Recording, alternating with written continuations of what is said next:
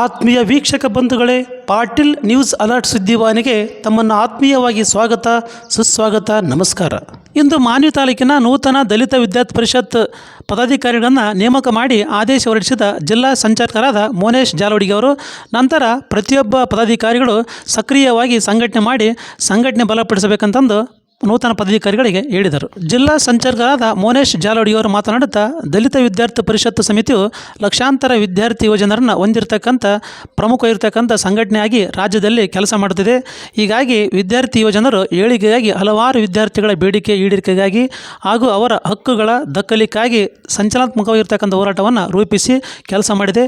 ಅಷ್ಟೇ ಅಲ್ಲದೆ ವಿದ್ಯೆಯೇ ವಿಮೋಚನೆಗೆ ಹೆದ್ದಾರಿ ಎನ್ನುವ ಧ್ಯೇಯವಾಕ್ಯದೊಂದಿಗೆ ಯುವ ಸಮೂಹವನ್ನು ಶೈಕ್ಷಣಿಕವಾಗಿ ಸಾಮಾಜಿಕವಾಗಿ ಪರಿವರ್ತನೆ ಮಾಡುವ ನಿಟ್ಟಿನಲ್ಲಿ ನಮ್ಮ ಸಂಘಟನೆ ಮಾಡ್ತಿದೆ ಎಂದು ಹೇಳಿದರು. ಈ ಸಂದರ್ಭದಲ್ಲಿ ಮಾನ್ವಿ ತಾಲೂಕಿನ ನೂತನ ತಾಲೂಕು ಅಧ್ಯಕ್ಷರಾಗಿ ಬಂಡೇಗೂರು ಕರೇಗುಡ್ಡ, ಉಪಾಧ್ಯಕ್ಷರಾಗಿ HM ಶ್ರೀ, ತಾಲೂಕು ಪ್ರಧಾನ ಕಾರ್ಯದರ್ಶಿಯಾಗಿ ಪ್ರಶಾಂತ್ ಪನ್ನೂರ್, ಕಾರ್ಯದರ್ಶಿಯಾಗಿ ಮಂಜುನಾಥ್ ಮಲ್ಲಿನ ಮಡುಗು ಇವರನ್ನು ಆದೇಶ ಮಾಡಲಾಗಿದೆ ಎಂದು ಹೇಳಿದರು. ಈ ಸಂದರ್ಭದಲ್ಲಿ ಮಸ್ಕಿ ತಾಲೂಕು ಅಧ್ಯಕ್ಷರಾದ ಮೋನೇಶ್ ಸುಗ್ಗಲ್ದಿನಿ, ಸಿಂಧನೂರು ತಾಲೂಕು ಅಧ್ಯಕ್ಷರಾದ ವಿರುಪಣ್ಣ ರಾಮತ್ನಾಳ್, ಚನ್ನಬಸವ ರಾಗಲ್ ಪರ್ವಿ, ರಶೀದ್ ಬನಿಗ್ನೂರ್, ಮಹೇಂದ್ರ ತುಗ್ಗಲ್ದಿನಿ, ಹನುಮೇಶ್ ಮುಂತಾದವರು ಇದ್ದರು. ತಾಲೂಕು ಪದಾಧಿಕಾರಿಗಳನ್ನು ನೇಮಕ ಮಾಡುವಂತಹ ಕಾರ್ಯಕ್ರಮದಲ್ಲಿ ಜಿಲ್ಲೆಯ ಎಲ್ಲ ತಾಲೂಕು ಪದಾಧಿಕಾರಿಗಳು ಮತ್ತು ನೂತನವಾಗಿ ಮಾನವೀಯ ತಾಲೂಕು ಘಟಕ ರಚನೆಯ ಸಂಬಂಧವಾಗಿ ಎಲ್ಲ ಆಲೋಚಿಸಿದಂಥ ಎಲ್ಲ ನನ್ನ ವಿದ್ಯಾರ್ಥಿ ಸಹಪಾಠಿಗಳು, ವಿದ್ಯಾರ್ಥಿ ಮಿತ್ರರು ಮತ್ತು ಎಲ್ಲ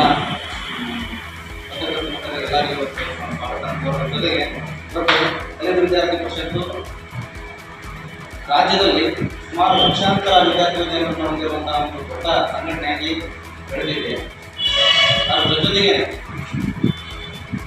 ದಲಿತ ವಿದ್ಯಾರ್ಥಿ ಪರಿಷತ್ತು ವಿದ್ಯೆಯ ವಿಮೋಚನೆಗೆ ಹೆದ್ದಾರಿ ಮತ್ತು ಶಿಕ್ಷಣಕ್ಕೆ ಪ್ರತಿಯೊಂದು ಕ್ರಾಂತಿಯನ್ನು ಮಾಡಬೇಕಾದ ಒಂದು ಮೂಲ ಆಧಾರ ಎನ್ನುವ ನಿಟ್ಟಿನಲ್ಲಿ ಸಾಗ್ತಾ ಇದೆ.